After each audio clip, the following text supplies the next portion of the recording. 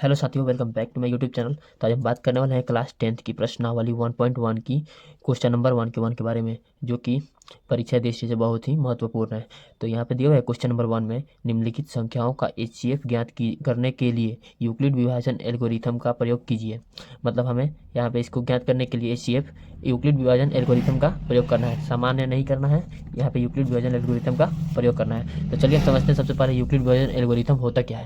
तो यहाँ पे देखिए यूक्लिड विभाजन एल्गोरिथम क्या है। तो यहाँ पे आप लोग देख सकते हैं यूक्लिड विभाजन प्रमेयिका क्या है।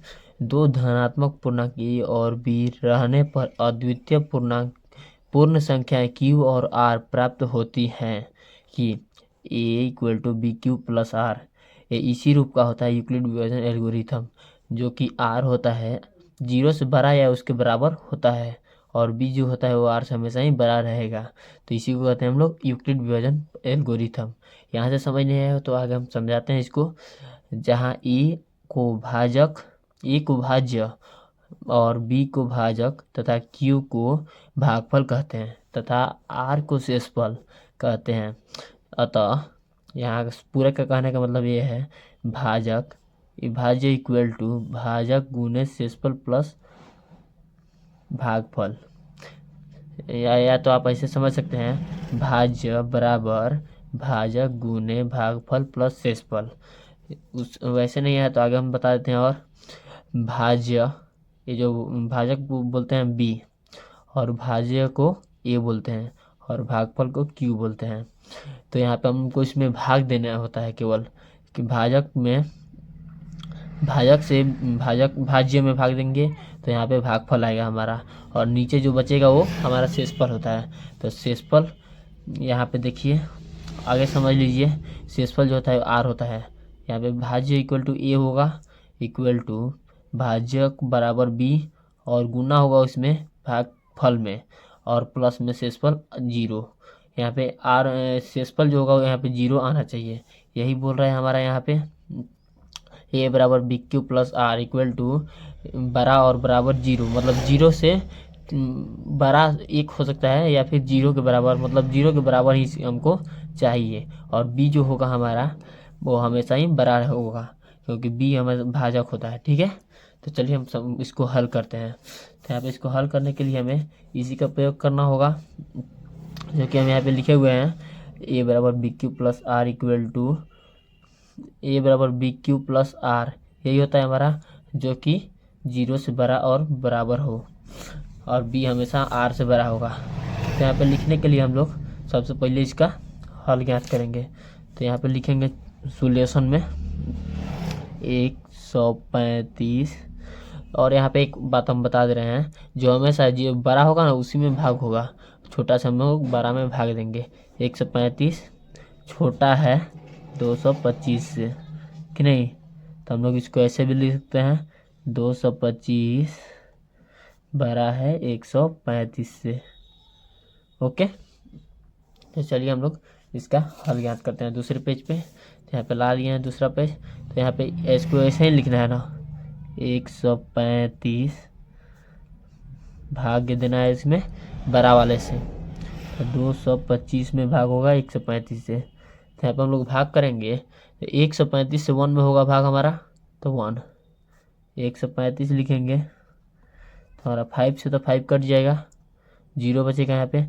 और यहाँ पे 2 में से 3 नहीं जाएगा तो यहाँ पे 1 लेंगे पैसा, तो इसमें क्या होगा 12 में से 3 जाएगा तो 9 बचेगा, और यहाँ पे 1 से 1 कट जाएगा तो यहाँ पे 0 यहाँ पे कट जाएगा। तो यहाँ पे हम लोग का 90 बच रहा है। तो यहाँ पे लिखेंगे चरण 1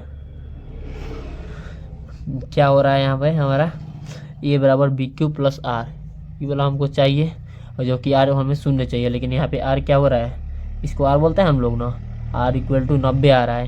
तो यहाँ पे ये नहीं होगा तो इसको हम चरण के रूप में बांट देंगे।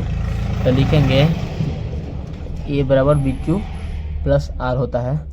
तो यहाँ पे लिखेंगे ए, तो ए हमारा क्या है, यही है ना, ए है, बी ए है और क्यू ए है। ए होता है हमारा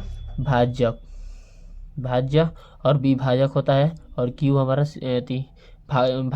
भागफल होता है। यहाँ पे लिखेंगे इसको 225 is equal to 135 B Q. तो यहाँ पे क्यू क्या है हमारा 1 आया हुआ है, मल्टीप्लाई 1 प्लस यहाँ पे आर क्या है 90 आया हुआ है, तो 90। उसी प्रकार अतः यह शेषफल इज नॉट इक्वल टू शून्य। शेषफल हमारा शून्य नहीं आया है तो हम इसको आगे और हल करेंगे। तो यहाँ पे आर हमारा 90 नहीं है तो इसको हम गिर देंगे ऐसे, और यहाँ पे जो है ना बी को हम यहाँ पे उठा लेंगे 135। हम अलग लिखते रहे हैं 90 और 135। जब हम 90 और 135 में भाग देंगे तो हमारा एक बार में जाएगा 90 में 135 से भाग, क्योंकि दो बार में ज़्यादा हो जाएगा 180, तो लिखेंगे 135। यहाँ पे 5 से 5 कट जाएगा 0, नहीं 135 यहाँ पे 90 होगा ना, 90 होगा। तो यहाँ पे 5 बचेगा, 5 में से 0 जाएगा तो 5 बचेगा, और 13 में से जब 9 चला जाएगा तो कितना बचेगा हमारा 4। यहाँ पे 45 आया, तो हमारा क्या है ए है, बी है और क्यू है, और इसको हम लोग आर बोलते हैं कि नहीं।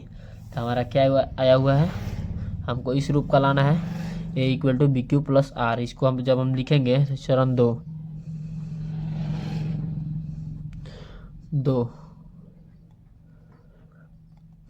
तो ये हमारा क्या हो जाएगा ए बराबर, तो हमारा ए होता है ए कि नहीं, तो 135 इज इक्वल टू, और बी क्या है हमारा 90, यहाँ पे बी होगा 90 आया हुआ है, तो 90 गुने क्यू क्या होता है ना ए बराबर बी क्यू, यहाँ पे क्यू क्या है 1 है, तो 1 मल्टीप्लाई 1 प्लस आर होता है ऐसे, यही ना है। तो यहाँ पे आर कितना हुआ है 45।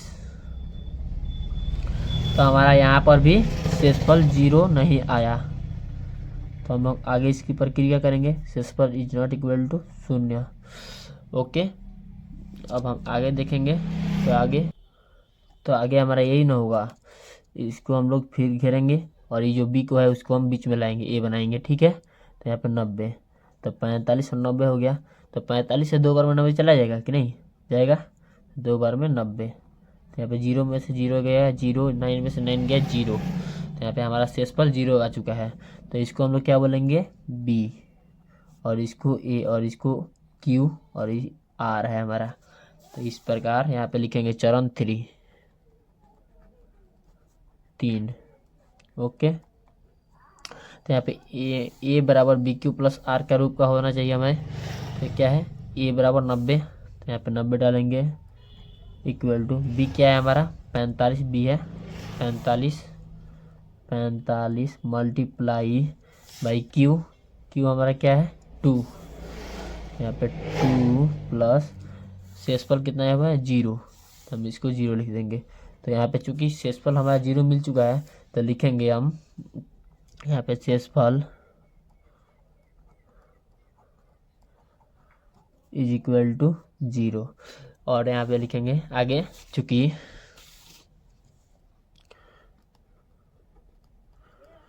चूंकि शेषफल हमारा कितना चुका है 0 प्राप्त हुआ, शेषफल 0 प्राप्त हुआ, और इस चरण में भाजक, जो भाजक होता है वो यही ना है हमारा, भाजक हमारा बी होता है कि नहीं। तो भाजक बी 45 है। उसके बाद लिखेंगे अतः, हमें HCF ज्ञात करने के लिए बोला था, तो भाजक को ही हम लोग HCF मानते हैं यहाँ पर। तो लिखेंगे अतः 135 का महत्तम समावर्तक यानी HCF हमारा क्या होगा 45 है। उम्मीद करता हूँ कि आप लोगों को वीडियो अच्छा लगा होगा। वीडियो अच्छा लगा तो मेरे चैनल गुरुकुल मैट्रिक पॉइंट 2024 को सब्सक्राइब कीजिए और बेल आइकन दबाना ना भूलें। वीडियो को लाइक ज़रूर करें। धन्यवाद।